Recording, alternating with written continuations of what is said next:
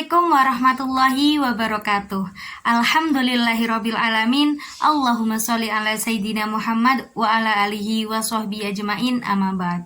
Hai teman-teman, ketemu lagi sama aku Sofiatul Fitriyah. Dalam kajian Islami kali ini aku akan membahas mengenai tawakal tanpa ikhtiar adalah percuma.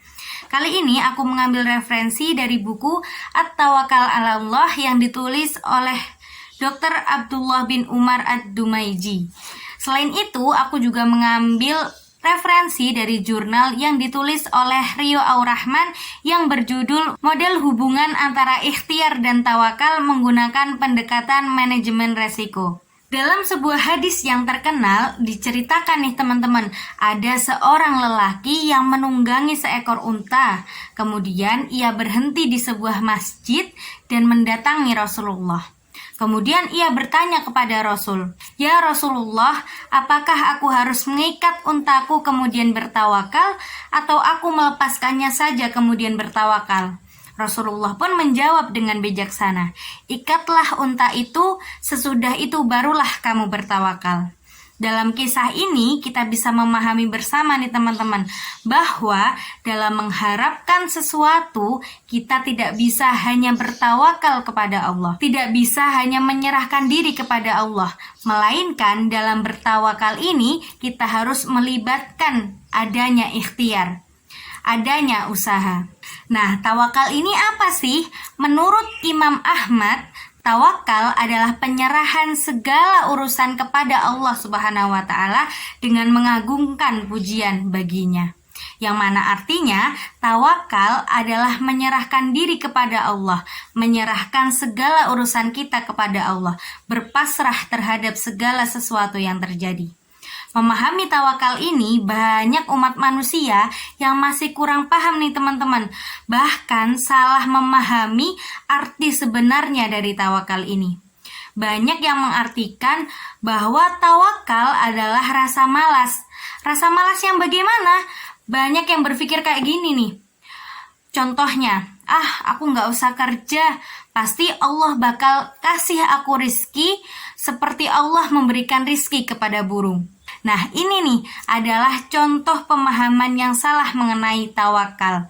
Teman-teman, memang benar ada hadis yang diriwayatkan oleh Tirmizi yang artinya, seandainya kalian bersungguh-sungguh tawakal kepada Allah, sungguh Allah akan memberi kalian rezeki sebagaimana Allah memberikan rezeki kepada seekor burung yang pergi dalam keadaan lapar dan kembali dalam keadaan kenyang. Namun yang salah di sini teman-teman adalah pemahaman masing-masing manusia itu sendiri. Banyak yang berpikir bahwa artinya tanpa kita berbuat apa-apa kita akan mendapatkan rizki layaknya seekor burung yang mendapatkan rizki dari Allah. Padahal teman-teman perlu kita ketahui bahwa burung mendapatkan makanan dari hasil ia mencari makanan itu sendiri. Ia bangun pagi-pagi untuk menjemput rizkinya, berusaha mencari kesana kemari puluhan kilometer untuk mencari makanannya, menjemput rizkinya. Dari sinilah kita bisa melihat tawakalnya burung yang mana Rasulullah pun memerintahkan kita untuk mencontohnya. Bagaimana tawakalnya burung? Ya diimbangi juga dengan ikhtiar, diimbangi dengan usaha. Kita pun sebagai manusia yang berakal juga harus bisa melakukan hal ini, bertawakal kepada Allah setelah melakukan usaha, setelah melakukan ikhtiar dengan maksimal.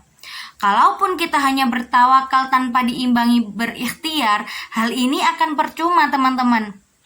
Ya Allah, aku berserah kepadamu, aku tidak tahu mau makan apa hari ini. Semua aku serahkan kepadamu ya Allah. Kita bertawakal, tapi kita nggak berikhtiar untuk bisa mendapatkan makanan. Kita harus ingat lagi nih teman-teman. Allah pernah bersabda dalam surah Ar-Ra'du ayat 11 yang artinya, sesungguhnya Allah tidak akan mengubah keadaan suatu kaum sebelum mereka mengubah keadaan diri mereka sendiri. Inilah mengapa harus ada ikhtiar dalam tawakal yang kita lakukan. Peran ikhtiar inilah yang akan membuat keberhasilan, kesuksesan, dan keinginan kita bisa tercapai akan lebih besar peluangnya. Namun, hanya ikhtiar saja pun tidak cukup. Kita perlu bertawakal kepada Allah. Karena bagaimanapun apa yang akan terjadi tetaplah menjadi urusan Allah Subhanahu wa taala. Begitu eratnya hubungan antara ikhtiar dan tawakal, teman-teman. Dua hal inilah yang perlu kita terapkan dalam diri kita masing-masing. Berusaha semaksimal mungkin dan bertawakal dengan hati yang penuh keimanan kepada Allah Subhanahu wa taala.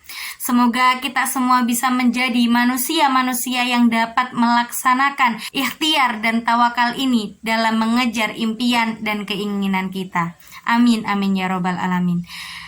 Demikian yang dapat saya sampaikan, kurang lebihnya saya mohon maaf. Wassalamualaikum warahmatullahi wabarakatuh.